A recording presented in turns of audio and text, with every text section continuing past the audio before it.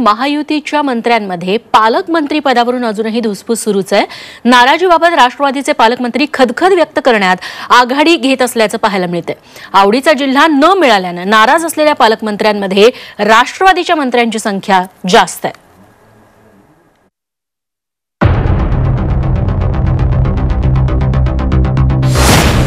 पालकमंत्री पदावरून धुसफूस सुरूच।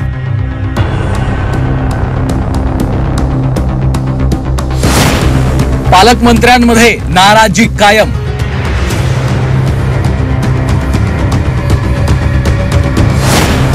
नाराजीवर तोडगा निघणार। महायुती सरकारमध्ये पालकमंत्री पदावरून सुरू झालेलं शुक्ल काष्ठ अजूनही संपायचं नाव घेत नाहीये। पालकमंत्री पदातून वगळल्यानं अनेक मंत्री नाराज होते, तर आता आवडीचा जिल्हा न दिल्यानंही नाराजीचा मोठा सूर उमटलाय।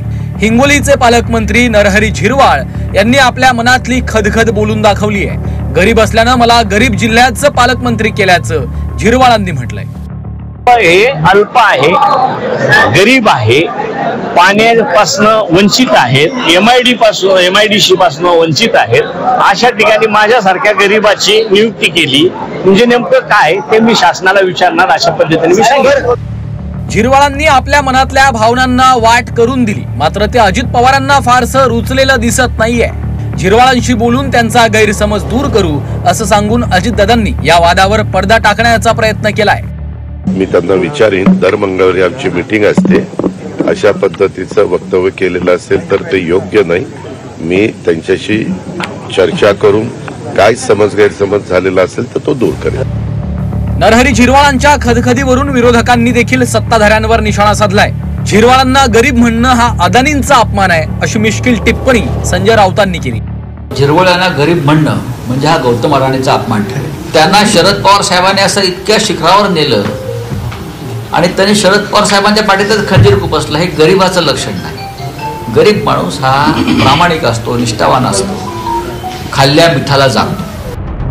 आवडीचा जिल्हा मिळाला नाही म्हणून राष्ट्रवादीत एकटे झिरवाळ नाराज नाहीये, तर वाशिमचे पालकमंत्री हसन मुश्रीफ देखील नाराज असल्याचं बोललं जात आहे। पालकमंत्री पदावरून योग्य वेळी योग्य ठिकाणी बोलणार असल्याचं मुश्रीफ यांनी म्हटलंय।